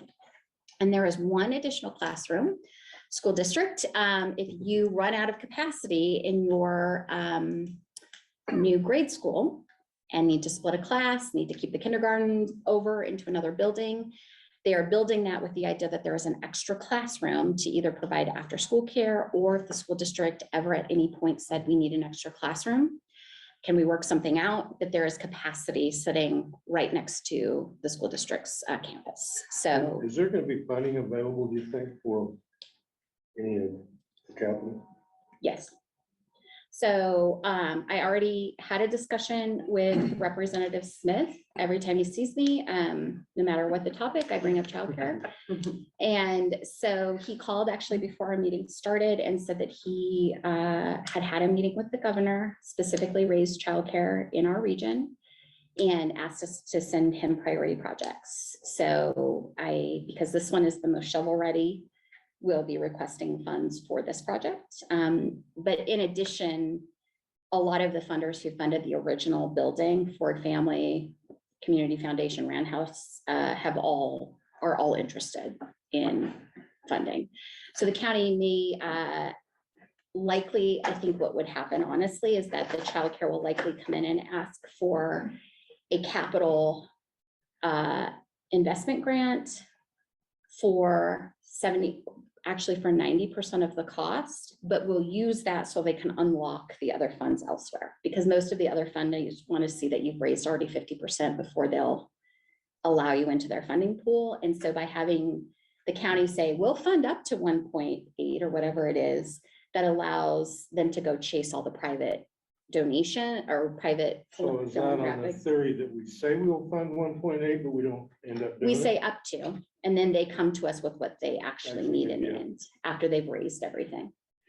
So the county did that when they funded the original one, is they provided the guarantee so that Ford Family and everybody felt comfortable cutting their checks, because they knew that there was going to be funding to finish the project, basically, is what the private funders want to be able to see. So if we can provide the guarantee, that allows them to go chase the actual funding, I guess. I just get nervous at those numbers. I know, it's a big number. But we will know from the legislature probably prior to when they're at the construction deadline, or the construction timeline that Jeff is talking about is next spring when they would be breaking ground. So there's going to be about a year's worth of fundraising before that happens. And we will know from the legislature a long time before that happens. So. Liz, right now, if we don't talk about staffing it, but right now currently, how many kids can they have in there currently? So they can have 8 in the infant toddler. The preschool room It's 15. No, so the preschool room is, this is where it gets complicated. State regulation, they can have 20 in there, in that room. With staff. With staff, the ratio, yes, with staff, the ratio is a 1 to 10. So, and they have sufficient staff to do that. Where it gets complicated is they are running preschool promise dollars through their budget. Preschool promise requires a 1 to 9 ratio. So they actually, without the state's sort of release, can only have 18. So what Janine does have, because she had 1 kiddo on a wait list, so she did go and get an exception, so that 1 kiddo was not on a wait list.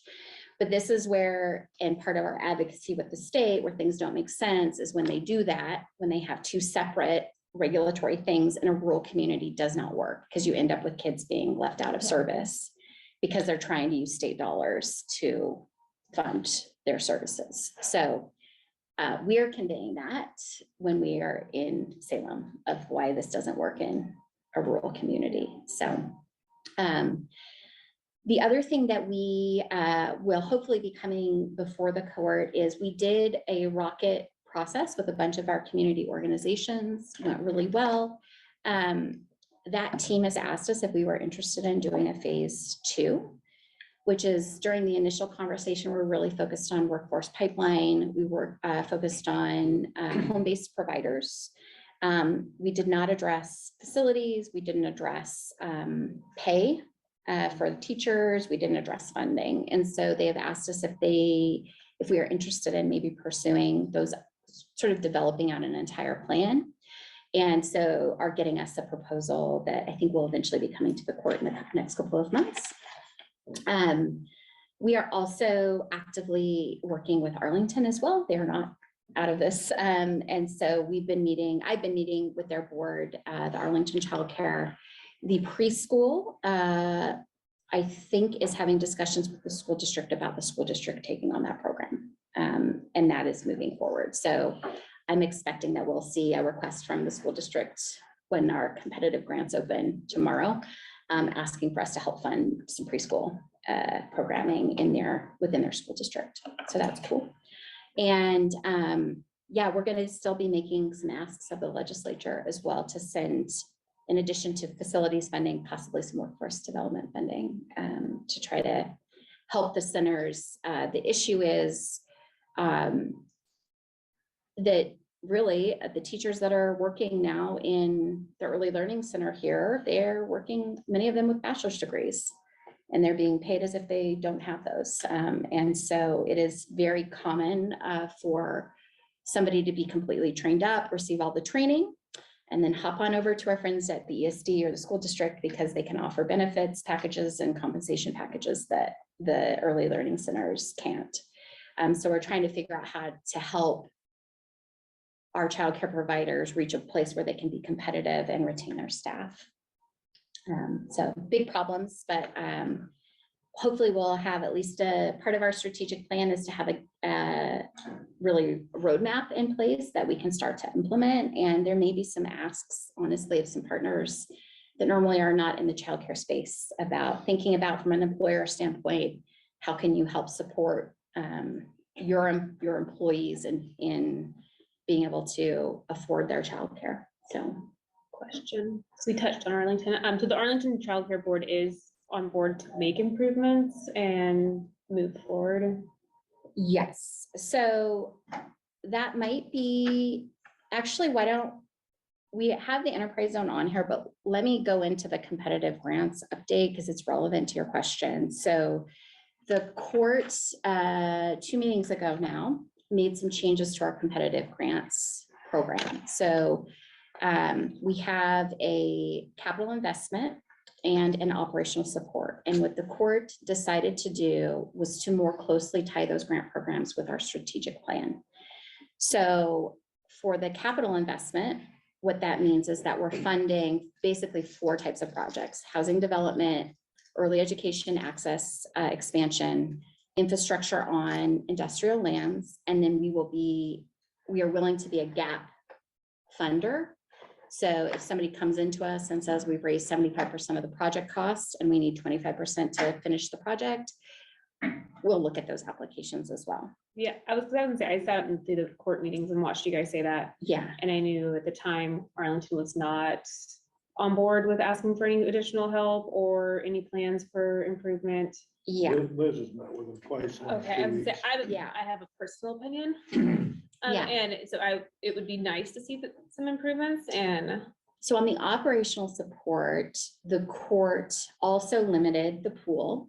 So it's housing, early education, and in that particular pool, healthcare providers, and also added stipulations for the childcare providers, especially because in particular in Arlington, not to pick on them, but they are leaving some dollars, state dollars on the table that will help them become more financially sustainable.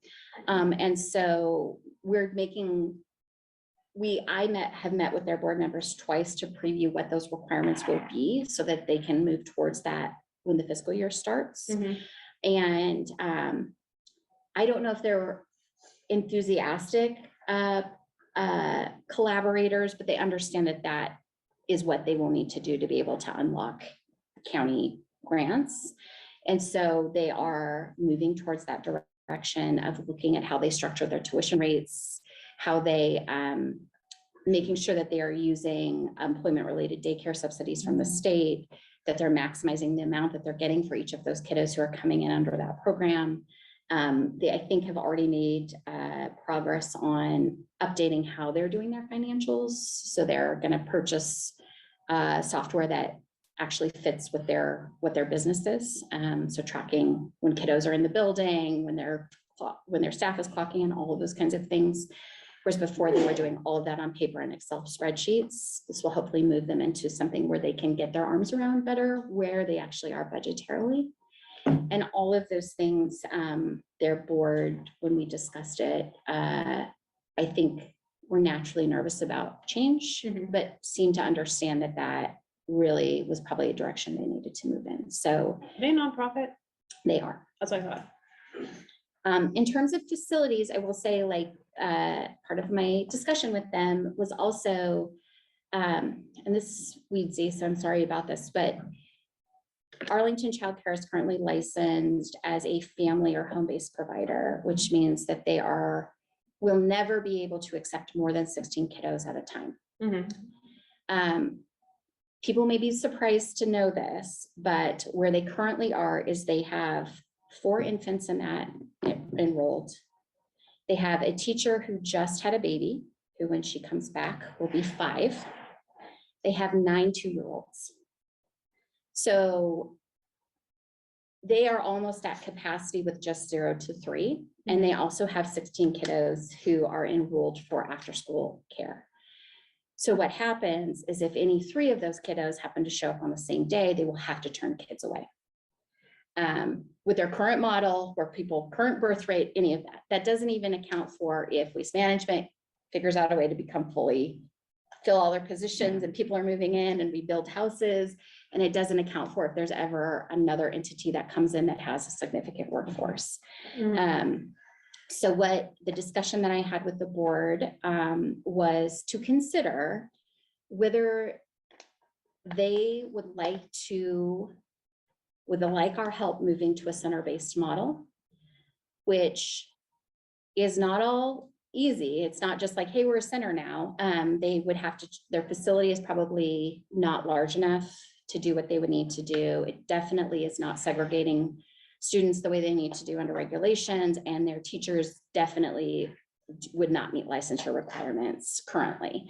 And so that transition, if they decided to move forward, that would be a significant change in how they're doing business and would probably require a lot of county support to do that.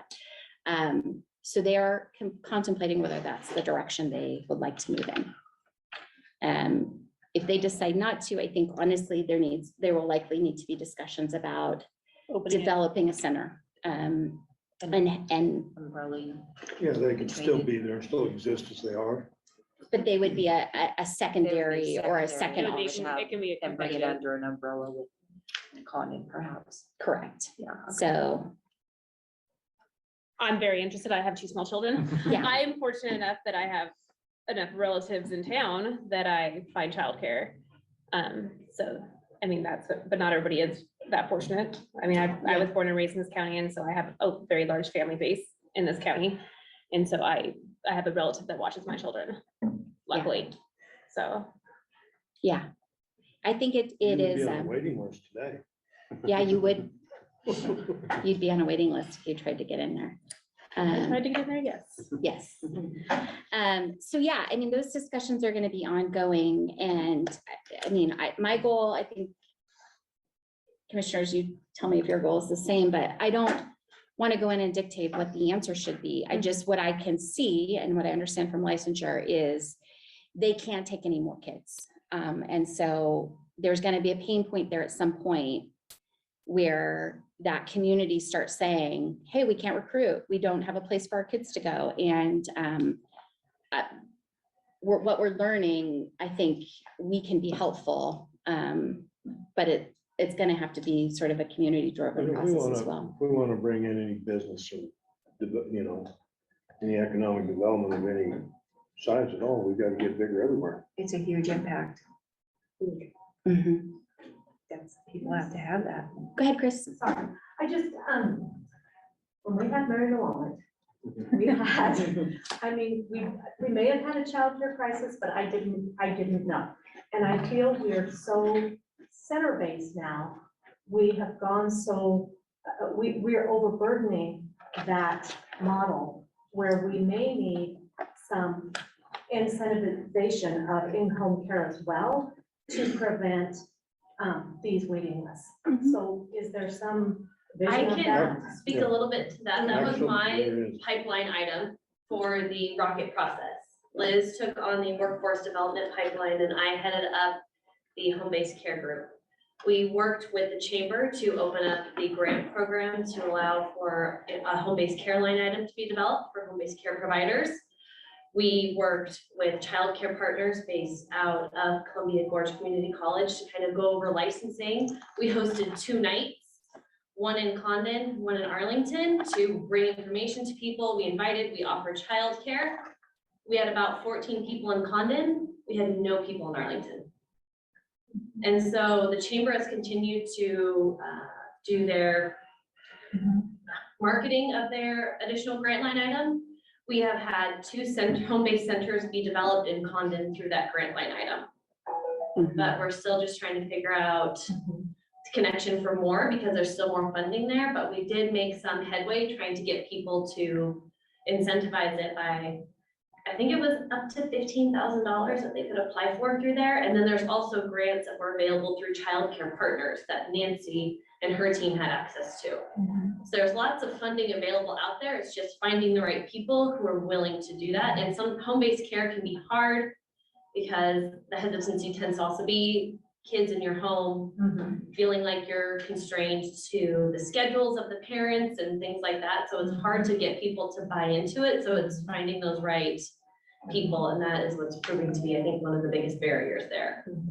And I will say, Chris, Corey, the Frontier Chamber Arlington representative, is pushing it really hard in Arlington right now. I mean, she is letting everybody know, especially because we're having that core class training in Arlington for startup businesses. And says that, and the caveat to it is, oh, and if you have home childcare interests, there's a lot of funding for that. We'll train you, we'll certify you, we'll get the whole thing basically set up for you. It's the quickest way to relieve from where we are right now. Yes, it is. The issue though that we're running into, even with those even with the ones who have raised their hands, the infant toddler stuff, people will raise their hand for after school care, but the regulations related to keeping those babies safe, which are there for a reason, cause a lot of people to say, no, thank you. And that is where the biggest wait list is. Because it is, I mean, I watch how our staff juggle their school age kids, and it's like, hey, can you take my kid this afternoon?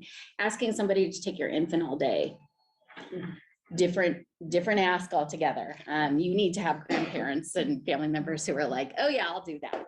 And so even some of our home-based providers right now who are trying to lift the burden on some of their infant toddler stuff are having to limit the number of kiddos they have. And so I would say, like, Janine's wait list does not include the families who are now being served by family care providers. So there's a lot more infants and toddlers even that aren't on the wait list for here that are trying to cobble together grandparents and the occasional home-based provider if they can find them, but nobody's raising their hand for infant toddler right now.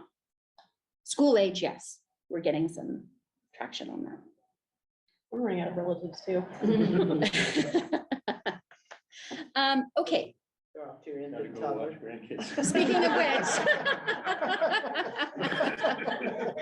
Mac's running his own home-based care. There's a grant for that. Our historians, oh, I remember. Yeah, yes, oh gosh, that's right. Okay, so we've covered early education, I think, unless there's anything more. There'll be more of that within the court, and we'll also be working directly with community organizations on it. Both school districts, I will say, have been very supportive of trying to help wherever they can. So that is, I think, some positive stuff that's coming out. We already covered the competitive grants program. Delaney, do you want to take the enterprise zone and kind of walk partners through what you've found so far? Yes, let me, sorry, get my ducks in a row here. And then I'm going to eat while you're talking. Open. I'm going to put something up on the screen. So, to share.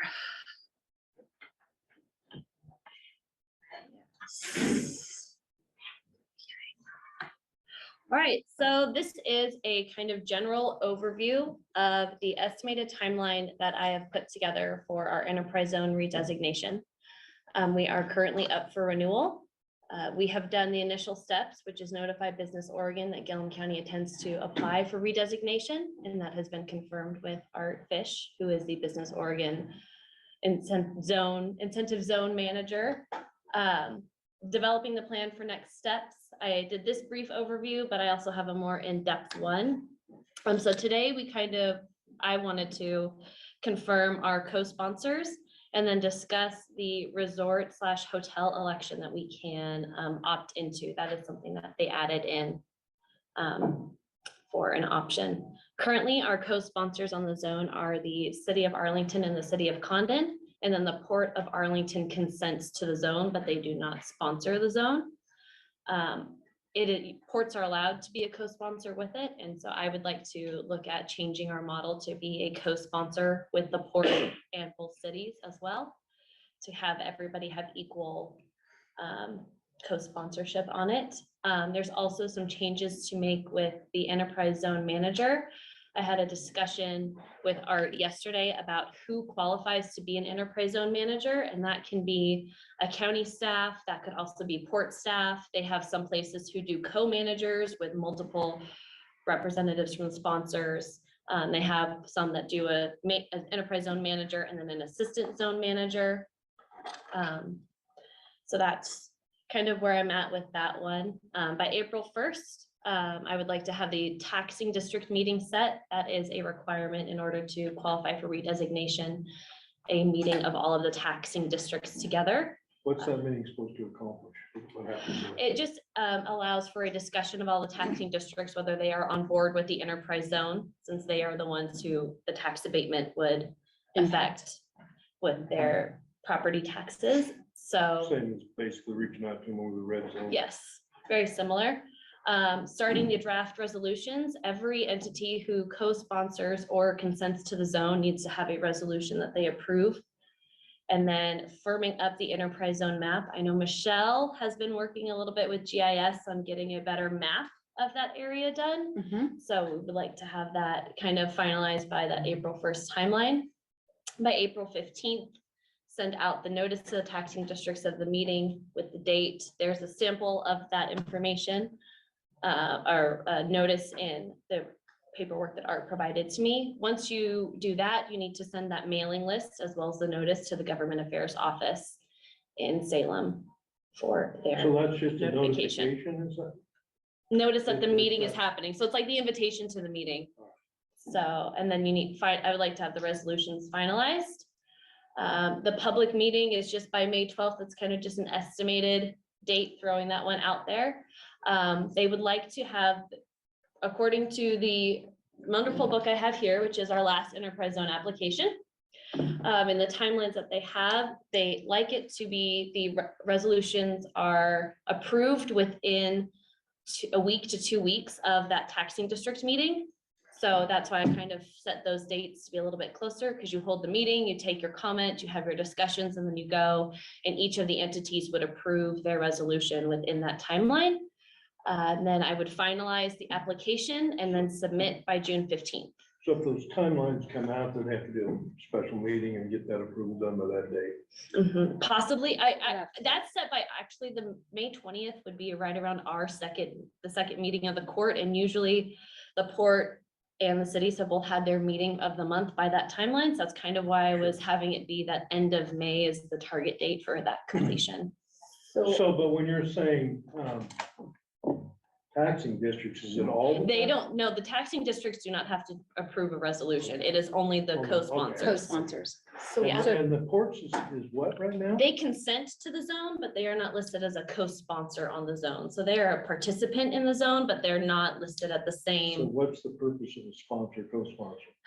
Yeah, I'm asking lots of questions. No, it's okay.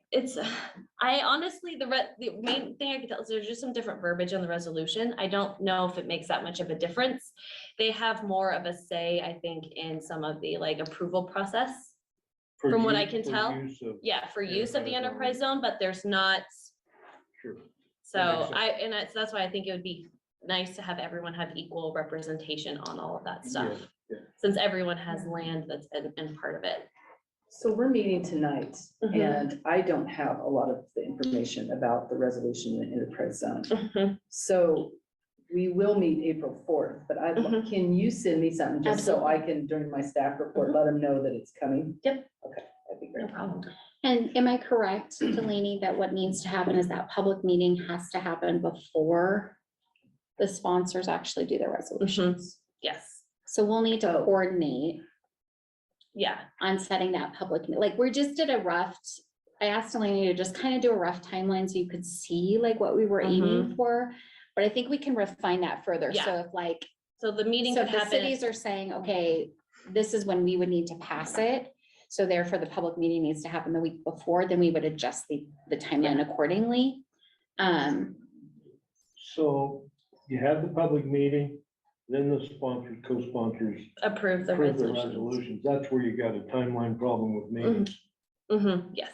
So yeah, so I just That's need out to of their push. Normal meeting. Yeah, the public meeting, we could push to be closer to the end of April or beginning of May to accommodate whatever. So we Yeah, could but at least do, Move it up to the first of the month and everybody should have time to get Yeah. their meeting. what's the, Because the June 15th is a drop dead deadline. No, it's June June, you can 15th. actually have it be June 30th. You can, Okay. and Art even did preface that all of the resolutions don't necessarily even have to be passed, but you have to have confirmation try of to get- consent. But I would like to have Let's all of try to that get wrapped it up and done, so that way it is here, we have everyone on board.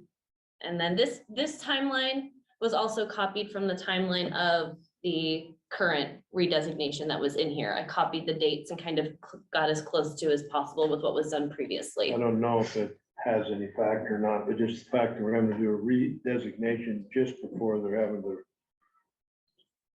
reset enterprise zones in the state throughout, it might make a difference that or we want one, just to send a message, we want one by Yeah. doing a designation. Oh, yeah, I So- think it's in our best interest to do it, because my hope is that they would grandfather in the effective dates, because the enterprise zones, for those who don't know, are set to expire in 2025 with the current legislature. There is several House bills about extending that date to re-up it. It'll So happen, I think. my hope is that they would, because normally it's a 10-year designation, is that if we are 2 years in when it would go, then they would give us another 8 years before we would have to redesignate. I would like to think Business Oregon wouldn't want all 70-something to have to redesignate all at one time based off of the Oregon legislature stuff, so. So Delaney, how much notice do the taxing districts have to have before the meeting? Do you remember that off the top of your head? Let me Is that look, like I a don't 21-day notice? know or if 30-day there was notice? necessarily like where is it, taxing district consultations? Necessarily a timeline for it, let's see. Just says the meeting needs to be open to the public, time should be allotted for written commentary. Is there see. tax abatement incentives tied directly to an enterprise zone? Or is it tax credits for people to go into? How does that work? What's the incentive for business to go into an enterprise zone? It is It's a 3-year 3 abatement, to isn't it? 5-year exemptions. 3 to 5, So they're small, they're short term, Maybe closer to the red zone. closer to. Yeah. that zone. so yeah, just a. So we've never done one since I've been around, so I didn't know. There hasn't been one done in quite a few years, from what I can tell. Some of the first windmill projects came in under an enterprise zone. Right, and then it went to the SIPS agreements. and Yeah. We did a red zone, now we've done a pilot, so that's the one place So in terms of next steps, So, it looks like Port Board, maybe when you meet next week, to have your discussion and decide whether you would like to be a co-sponsor or like to have your current status, which is like consenting party, I guess, or whatever that's called. And get back to us. We can, Pat, do you want to reach out to, oh, I forgot we have an Arlington City Councilor here. Where are you guys on, have you guys had any discussions about whether you want to sponsor? I don't even know that they know they're gonna expire. Well, to be honest with you, we're not up on, Any of this? no. Okay. So. we're That in makes the- me feel better. No, we're in the same boat. We're in the same boat. So I'm looking at this going, we have been a sponsor. We were back, but I think an update needs to come to both our city councils, and I don't know. You can come and we can add you tonight, but otherwise it's gonna be April I think 5th. it would be important for the entities to know that this is going to expire. we need You additional. know, we're working on In a our meeting. redesignation, but it's going to expire. Did you read that? But She we're not said, interested. We're still we gonna may need more redesignate every information, office. City of Arlington. We just wouldn't include them in the. And I guess so my question would be, what information would be helpful to have for each of your entities so you guys can make your considerations? I'm probably the wrong person. I am on a steep learning curve right now, so I need all the information. But I our can meetings, our sympathize. meetings next week, and so probably, Carrie is amazing. So if you send her a package, she would present it to us or give it to put it in our packets for us to read. I think it's been so long since we've even talked about enterprise zones Oh, yeah. that just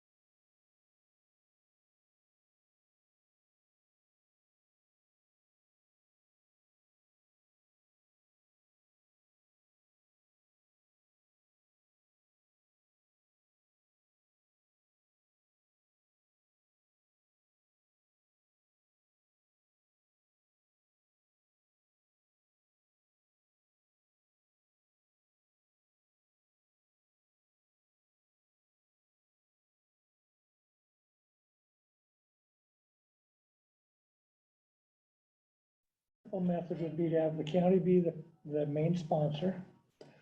Notify all of these taxing districts. If some of them want to consent, like, that would be sufficient to let the county take the lead. And then you're not chasing everybody's schedule of adopting a resolution. You're still keeping There them still fully is a informed. resolution that has to happen because they would have to consent to it still, and there is still documentation for consenting to the zone. Okay, So it's not a resolution, it's not the same level, but it is still the Okay. same process regardless of whether they are okay. a sponsor or a consenter. And it was And so my, the past pattern was two cities as co-sponsors with the county. Yeah, and the port was a consenting zone. So we want to define that. I actually have a copy of all of it in here, so I have the resolutions that were passed and everything like that is all in this application here, so I can. Judge Campbell, could I? Absolutely. Delaney, Yes, my understanding of the difference between a consenter and a co-sponsor is essentially one of the co-sponsors of the decision making, and the consenters don't. And so Yes. by bringing the port on board as a co-sponsor, you're obviously sharing the decision making with it more than you would have, which I think is a plus. I'm not an expert, obviously, I'm just. Yeah, no, that's, yeah, so it's just adding in, everyone has kind of an equal partnership, which I think is just nice if everyone has a say in the property. That was why I wanted to present having everyone be on the same co-sponsor level instead of the port just having that consent level, because if. At the same time, that doesn't, maybe addressing what Jed was getting at a little bit, that doesn't put in place an obstacle on any of the co-sponsors parts, was it? Where there might be disagreement. Yeah, but, I mean, if you had a sponsor, two co-sponsors, or three co-sponsors, two of them and the sponsor agreed on something and one co-sponsor did, is that a vote? How do you? That I'm not That's why I was sure. trying to just streamline and make Yeah, it I simple. understand what you're saying, but that, you could potentially have a co-sponsor that would disagree, so what does that do to the process? Which I think was sort of what was behind why the port wasn't. Well, if there are three or more, this is where I was remembering the other, if there are three or more co-sponsors, enterprise zones form special committees. So currently we have three co-sponsors. So we are eligible for the special committee, even just as the way we are. And that is a zone association would authoritatively direct and support the local zone manager on a regular basis. So the zone manager is kind of the key contact person with a lot of this stuff. They are the one who does, one thing that we don't have that is part of my other portion to develop is a marketing plan for the enterprise zone. If you'll look, that is the one thing that Art has also brought to our attention multiple times, at least when I've emailed with him, is that we don't market that we have a zone. So we're underutilizing our zone. A lot of other places market it and promote it and try to get people to there. So that's one part in it. The authority and protocol of the association would be best established in an intergovernmental agreement among the sponsoring zones to define the mission, membership, voting procedures. So we could encompass it in an IGA to establish that association for managing it. So another Yeah, point, there's. the old maps may or may not be, I don't know, do they need to be digitized? Yes, or- and that's part They of have the been. process. Yeah, Michelle has been taking that on with our GIS contractor. And so we have at least initial, like, he's kind of worked up some stuff, but yeah, we'll be moving those away from the colored pencil. and- That's currently in here. So- Some colored pencils and highlighter. As far as the designated enterprise owner, does that include all industrial property in Gilliam County? I believe it does include all of it. All of Gilliam County was designated. Yeah, well, it's zones within the county, so it's not all of the county. Like there's the industrial park, there's some out in Michaelo, there's some at Willow Creek, there's some at the airport, there's some at Scattered Condon's all over. Airport, it's just little plots here and there. It's not a uniform. And Art mentioned a waiver that we may have to apply for if they're more than 15 miles Mhm. apart, Yes, but still, eligible. Yeah. To do those various scattered Mhm. locations. Yeah. Yes. More about zoning in 2 months. And I would So if you become a co-sponsor, it needs to be part of the strategic plan to help market. Yeah, I think we'll be a consenting support. Me too. Yeah. I mean, that City is, too, yeah. right? I think the city, yeah, we don't want to opt out now. That is where the zone is, I think, and going to be an important piece for development moving forward. So whatever level everyone wants to be engaged in, I think it's just important that we all engage on it, no matter what the level is of engagement. So if you come tonight and just give a rough overdraft. Okay. If I understand this correctly, you just need the resolution signed by when? June 30th, April? by June 30th. Oh, okay. Oh, yeah. You're No, not then it supposed to doesn't even even- sign it until after. we just have, public the meeting. meetings have to We be have to do the done. taxing districts. The I mean, but meeting the is, to know that the city's going to be a co-sponsor, you need to. that's just drafting the resolution, and then when Oh, I okay. submit the application. So I was just trying I don't to, even know if it needs to be, you can, actually, I can drop it. yeah, so We it can just talk needs about to it, and then be, it's coming in April. yeah. if that's So, and that just easier. that makes the what type of resolution you have. So, and that can be. the Okay. Whether you're pieces can come consenting later. or, Yes. Okay. or Yeah. co-sponsoring. Okay. the way I was There is reading the not, timeline, I no, thought there's we would not have a to- lot of work. Like, this is just where Okay. I want to start. Okay. This is, I guess, my project timeline. So you guys see where I'm gonna start to try to work Okay, on if you things. can, And you then- don't need to, tonight's not a huge thing, we don't need to add it. I'll tell Brian to stand down. What I'm thinking of is I can get, if I can get some more information before the April meeting. Mhm. And does our planning commission have to do anything, because we are actually having a meeting? Okay, cool, okay, Should yeah, just council- get it to me by end of March. Okay, So, and I should clarify, I think the port is supportive of an Oh, yeah. enterprise zone. Absolutely. It's a good recruitment tool. Mhm. It's in our best interest to be involved and, Yeah. so my comments about just trying to simplify were. Hey, I am all for supportive. simplifying. So this is just, this is a very foreign process, especially to me. I am not a planning person at all, so I'm trying to still grasp all of it and work with Art and listen to webinars and read Yeah, and. you're You're trying to doing- become you're an doing just enterprise fine. zone manager, I can tell. I Yeah, don't know. You know what? I actually proposed to Liz that we have someone else be the enterprise zone manager just yesterday. So, You have to retrain. And then Yeah. Carrie said. or she they could can call train Delaney with me tomorrow. and then I don't. I was gonna say, I'm sure she'll want more information Yes, sooner. I will follow up with Carrie. Probably, I am out tomorrow, but I'll probably follow up with her early next week, if that works. Carrie, did you hear that? Delaney, I'll connect with you early next week. Yes, I did. Thank you. Yeah, if you call me tomorrow, I won't be there, so I will follow up with you next week. Okay, that sounds great.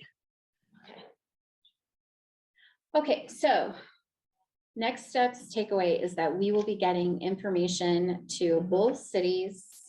And the The port. port board will be considering its role, where it wants to be. If you need additional Mhm, information on why you might choose one or the other, let us know. mhm. Happy to help. Obviously, the court's on board for sponsoring. Okay, so more to come. Yeah, anything more that you need on that piece? Isn't this fun? Okay, so let me see where we are on the agenda. We basically checked every box except for other partner project priorities roundtable discussion. Is there anything else that either people feel like they want to raise now or that should be on the next agenda? As a, hey, FYI. Well, we should inform that we're actively working on industrial development at the Arlington Mesa. Yeah, That's what it and is. I met with that company that we're in the NDA with, and then I know that the city of Arlington has also some person thinking along with that. Mhm.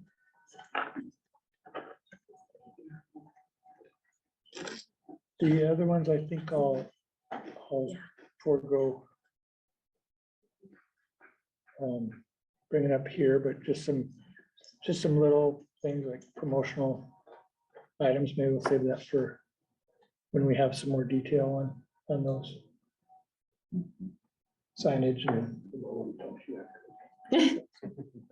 What's the update on the registering the industrial grants? I'm sorry, did I miss some of that? It was on the prospectors. Yeah, that is still on hold. I'm just waiting to hear back from people on their property. Like I have my account, I have it all set up, but I'm waiting for that phase 2 of that. And we've, I dropped the ball there. well, There's been a lot going we've had a on. lot of projects pop up since then, but it is still, it's just waiting for, and it will be a simple, just plug it in and it'll be ready to go. Everything else is I set up. don't know if that's, anyway, you and I'll talk. We need We've to- got some virtual tour kind of stuff in the works as well, Okay. so that we'll be able to highlight these Yeah, properties 'cause even there's better. some really cool features you can do with it, the virtual walkthrough, posting videos. So like some of your buildings that you guys have already built, like we could put those on there as rentable or things like that too. Okay. Awesome. A lot of the, Yeah. Do something to market. like I was looking at one in Hood River, it was a warehouse and they had all of their amenities that they had in the warehouse and all of that stuff. So I think that's a great tool to market some of those buildings. Yep.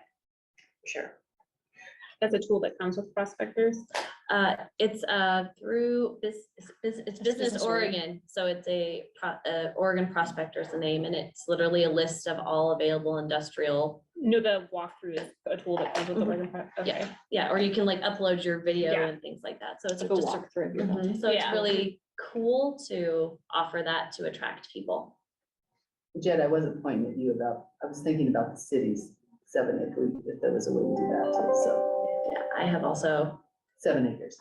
I know we talked about that, but. Yeah, So we'll continue to work on that amongst all of the things. it's in my horizon project file for when I finally get to the horizon, and there's mountains that keep popping up on the horizon. Housing mountains, Fiber Mountains. So. Any other, I'm trying to think if there is, Pat made just a little bit of mention of it. We also mentioned it during county court today, but there has been some discussions in Condon about a cultural creative district that Pat and I are going to be going to the legislature and asking for some pilot funds for. That we are hoping can be a pilot in Condon for the first 2 years, and then assuming that we can convince the legislature this is worthwhile and have permanent funding, we would then talk about expanding to Arlington and then talk about expanding on a regional approach. The idea really, just in a nutshell, how I've been describing it, is really just kind of reimagining the communities about how to make them sort of a destination for artists and makers, and then people who are supportive or travel based on artists and makers. So everything from public art to the work that the Arts Council is doing, that the Artists Guild is doing in Arlington, to, the stuff that Kaylin's doing about having like spaces for makers to sell their wares kind of thing without having to have a storefront. Like all of those things are sort of built in. And so Condon's talking about doing some visioning and then going after some money to try to make some forward progress. And then the hope would be that we can expand that to Arlington and do a broader. And within that, I would really like to see that artists in residence at the schools come back so that we have those programs once again. We'll add that into the visioning and send you an invite when they do the visioning so that you can also put that in the plan. Some of the vision that me and we're in is we got empty storefronts and we get the artisans into those storefronts And while they're some living places there, where they can do their work. showcasing their work, they're also, And then we you, get some and value. then try to in the get, schools. be the draw that when people come here, they come for those reasons and then Yep. maybe stay here and venture out on, get them to come to Condon and stay. Mhm. And then go about our region from Condon, so this would be their destination. Yeah, in that initial conversation, the school district, Condon School District was there, the Early Learning Center was there. I mentioned during court, but I'll mention here too, that I am hopefully wrapping up an application this afternoon for the Arts Council for a congressional earmark to restore the Liberty Theater, and all of those entities provided logos saying, hey, we're supportive too. So I think those collaborations are starting to happen. So I'm hopeful that a lot of what here in Condon, the Arts Council is doing can be more plugged in more with what the school is doing. And that was my only. Any other things for the good of the order? One more question. Anything, as Delaney and I are working with Jed to put together the next agenda, we kind of have the hot topics, but if there's anything that we missed, either raise it now or send us an email. And we'll add those. And then Delaney will start working with Jed on finding the next quarter meeting, which will be in Arlington. So anything else? If not, it is, I don't know what time it is, 3:19.